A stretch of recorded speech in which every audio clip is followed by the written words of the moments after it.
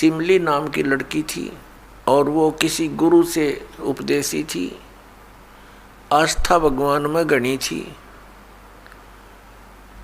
और प्रारंभ से ही ये ऐसा रहा है कि जगत और भगत का आपस में मतभेद बना रहा, और जिस कारण से भक्तों को बहुत कठिन यातनाएं सहन करनी पड़ी। संसार की रीतियां, सांसारिक जो परंपराएं हैं, वो यहाँ इस काल के जाल में रहने के लिए व्यवस्थित है, एक व्यवस्था है। और जो लोग परमात्मा से परिचित नहीं है वो इसी में, इन्हीं में व्यवस्थित है। उस लड़की की बहुत आस्था थी। नगर के बाहर एक साधु का आश्रम था। वो लड़की उस महात्मा को आहार करा के आती थी, उनकी सेवा भी करती थी और शाम के समय अपने घर आ जाती थी। कुल के लोगों ने, परिजनों ने बहुत कुछ प्रतिबंध लगाए, लेकिन लड़की नहीं मानी। उस सिमली का एक भाई था, मंसूर नाम था उसका। उसको अन्य व्यक्तियों ने कहा कि आपकी बहन शाम के समय और गैर टाइम को वक्त जाती है संत के आश्रम में। देख ले भाई, इज्जत का सवाल है।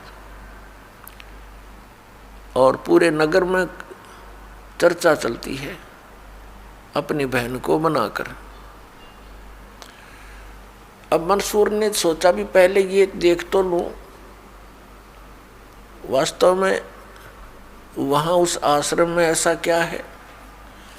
इस दृष्टिकोण से जब उसकी बहन शाम के समय प्रतिदिन जाती थी साधु का भोजन लेकर, जिस दिन घरवाले भोजन नहीं देते थे तो वैसे जाती थी, उनकी सेवा कराती थी, कोई कपड़े धोआती थी, कुछ देर उनकी चरण दबा देती थी। अब मंसूर ने, भाई ने सोचा कि सीधा संत से बोलना अच्छा नहीं होता। साधु संत बड़े सहनशील होते हैं और सिद्धि युक्त होते हैं। अपराध के विषय में कुछ उठपटांग कहना हानिकारक हो सकता है। उसने क्या किया कि आश्रम के बाहर खड़ा हो गया और जैसी भी कच्ची पक्की कोई द्वार थी उसके अंदर कोई सुराख था। उस सुराख से वो देखने लगा। छोटा सा आश्रम था, को 100 गज का होगा, गणित करना 150 गज का, और उसमें एक झोंपड़ी डली हुई थी। संत जी बाहर बैठे थे, गर्मियों के दिन थे, चंद्रमा की रोशनी थी। तो उसने देखा कि लड़की ने जाके भोजन कराया महात्मा को, फिर बर्तन साफ किए, 1-2 कपड़ा धोआ, फिर महाराज जी के चरणों को दबाने लगी, सेवा करने लगी। तो क्या हुआ कि ऐसे उस महात्मा ने हाथ किया, आकाश से एक अमृत का प्याला आया। संत ने पिया, आधा उस बेटी को दिया। संत ने कहा कि बेटी, इसमें से थोड़ा सा, एक नालायक व्यक्ति खड़ा है, उसके भी मार दे एक छींट। इस सुराख के अंदर से जा और उसके भी लगा दे, थोड़ी सी कल्याण हो जा। एक नालायक व्यक्ति खड़ा है। अब उसने जाकर के, लड़की ने आदेश पालन करना था, सुराख में से ऐसे कर दिया। उसने देखा कौन है, कैसे है, तो उसके भी जीभ पर वो थोड़ा सा अमृत की छींट लगी। एकदम उसके हृदय में एक विशेष प्रेरणा हुई कि मैं बहुत पापी हूँ, मैं नीच हूँ, और ऐसे पाक साफ महापुरुष के विषय में मेरे मन में दोष आया। रोता हुआ आश्रम के अंदर प्रवेश हुआ। और कहा महाराज मुझ पापी का भी उद्धार हो सकता है। मैंने आपके बारे में बहुत गलत सोचा। उस संत ने कहा बेटा जब तक बोध नहीं होता, ज्ञान नहीं होता, तब तक प्राणी के ऐसे अपराध अक्षमा करने योग्य होते हैं। और बेटा कोई जानबूझ कर करोगे, दीक्षा उपदेश लेने के बाद आपके मन में ऐसा संत के गुरु के प्रति दोष आता है तो फिर आप पाप के भागी भारी बन जाओगे। काफी देर सत्संग सुनाया। प्रतिदिन वो भक्त अपनी बहन के साथ दिल्ली आने लग गया। खूब सत्संग सुना, दोनों बहन भाई मिलकर सेवा करते थे। फिर क्या हुआ कि उसके हृदय में एक ऐसी प्रेरणा हुई, अनल हक। उस संत ने उसको एक मंत्र दे दिया, अनल हक, कि इसका जाप किया कर। अपने आत्माओं पिछले पुण्यकर्मी प्राणी ही परमात्मा की खोज में लगते हैं। उनको ही इतना शीघ्र इन बातों का असर होता है संत के वचनों का। तो महान पुण्यात्माओं में से एक था मंसूर, और संत की कृपा से उसके पिछले पुण्य स्टार्ट हो जाते हैं, उदय हो जाते हैं, और वो प्रेरित होकर के वो भक्ति प्रारंभ कर देता है। जैसे एक फॉर एग्जाम्पल, जैसे कोई कटोरी में घी डाल रखा है, उसमें एक ज्योति भी रखी है, और वो ज्योति जला रखी थी, बुझ की, घी भी है उसके अंदर, बनी बनाई बाती भी उपलब्ध है। एक सीख लगाने की आवश्यकता है, वो जग जाएगी। तो जितने भी पुण्यकर्मी प्राणी हैं, जो भी साधु संत महापुरुषों के प्रवचन सुनते हैं, किसी भी संत के, चाहे उसने भक्ति मार्ग का कति ज्ञान नहीं, लेकिन भगवान की महिमा तो वो भी सुना ही देते हैं। तो उससे क्या होता है कि वह ज्योत जग जाती है। अब वह ज्योत तक जगगी जब तक पूर्व जन्म का उसके अंदर घी है, यानी पुण्य है, तो वो जगेगी, प्रेरणा बनी रहेगी भगवान के पाने की। यदि आगे उसमें विधि घी उसके पास नहीं है डालने के लिए, तो वो ज्योति भी जल जाएगी और घी भी समाप्त हो जाएगा, और सारा कटोरा व कटोरी काली हो जाएगी। तो पुण्यात्मा उस अनल हक मंत्र के गुरु जी ने दे दिया, जो मंत्र देना था उसको। अनल हक का अर्थ होता है अहम ब्रह्मास्मि, मैं ही ब्रह्म हूं, मैं ही परमात्मा हूं, अनल हक।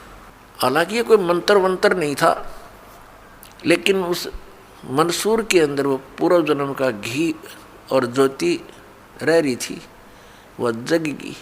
अब उस मंत्र से भविष्य में तो कोई लाभ उसको होना नहीं था, क्योंकि वो चार्जर ठीक नहीं था। पूर्व जन्म की बैटरी से उसमें इतना प्रभाव था, इतने पुण्यों से, कि उसने अनल हक कहना शुरू कर दिया कि मैं ही परमात्मा हूँ।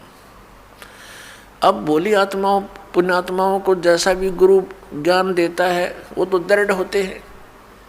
गुरु जी ने 2 दूना 6 कह दिया तो वो 6 ही बोलते रहेंगे। घरवाला कहेगा, कोई उसको बताना चाहेगा, वो नहीं मानेगा, कहता नहीं मेरे गुरु जी ने ऐसे ही बोला। तो अबोध बच्चे ऐसे ही होते हैं। इस बात का ज्ञान पूरे मुसलमान धर्म में हुआ, क्योंकि वो मुसलमान धर्म से संबंधित था, और मुसलमान धर्म ये मानता है कि जीव ब्रह्म नहीं हो सकता। वैसे तो जीव ब्रह्म हो ही नहीं सकता, ये तो अंडरस्टूड है। जीव तो ब्रह्म है ही नहीं, ब्रह्म अलग है, जीव अलग है।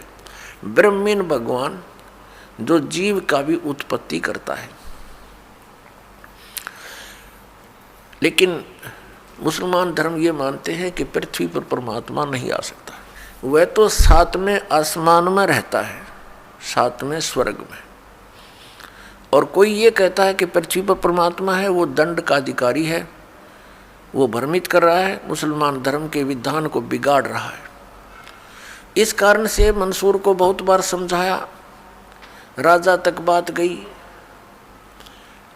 बहुत कुछ कहा, लेकिन नहीं माना, अनल हक करता रहा। उसको कहा कि तू ऐसा मत बोल, अब साधु को तो कोई बोल नहीं सके था कि वो क्या मंत्र दे रहा है, लेकिन पब्लिक के अंदर जब बात आ जाती है तो वो अपना पूरा जोर शोर से विरोध करते हैं।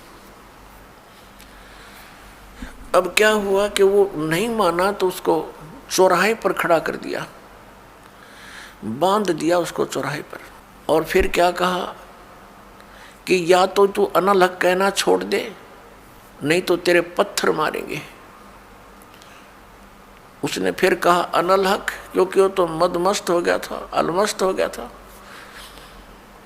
ऐसी स्थिति पूर्व जन्मों के पुण्यों से होती है,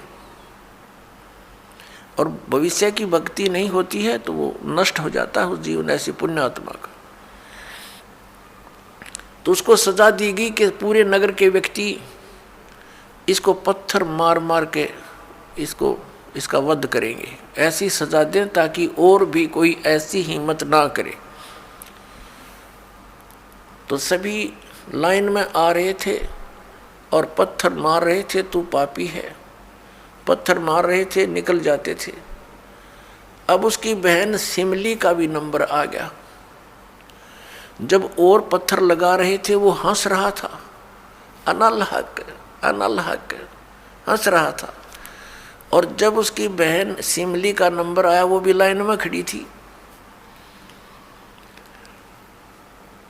तो बहन ने सोचा पत्थर तो मैं नहीं मारूंगी, लेकिन लोक लाज में आके उसने फूल उठा लिया कि मैं फूल मार आऊंगी उसके, यहाँ ये लोग भी ना मेरा विरोध करेंगे और भाई का चोट भी ना लगेगी। उसने फूल मारा, फूल मारते ही वो रोने लग गया, बहुत बुरी तरह रोने लगा। तब सिमली ने कहा कि भाई लोग तेरे पत्थर मार रहे थे, उनके पत्थरों से नहीं रो रहा था, और तू मेरे फूलते रोने लग गया। अरे ये कोई चोट थोड़ी लगी तुझे। उसने कहा सिमली ये तो अनजान थे, इनका मुझे दुख नहीं था, तू तो परिचित थी मैं किसके ऊपर फिदा हो रहा हूँ, और तेरा हाथ कैसे हो गया नालायक मेरी तरफ, तूने भगवान की तरफ हाथ कर दिया। मैं भगवान के लिए ड्यूटीड हूँ और तूने क्या समझा फिर ज्ञान को, न्यू रो रहा हूँ, तेरा जीवन बर्बाद हो गया, तूने ज्ञान समझा नहीं बहन, तेरे फूल का मुझे इसलिए दर्द हुआ, तू तो परिचित थी इस बात में। उसके बाद नहीं मरा वो पत्थरों से, कहने लगा या तो कहना छोड़ दे अनलहक, नहीं तेरा हाथ काटेंगे। उसने कहा अनलहक, हाथ काट दिया। फिर कहा दूसरा हाथ काटेंगे या बंद कर दे, अनलहक।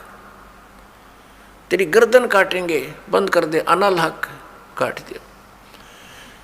अब उसको गाड़ा नहीं, मुसलमान धर्म में नीचे दफनाते हैं जमीन में, उसको सवा कर दिया काफिर समझकर कि काफिर जलाए जाते हैं, उनकी सोच है।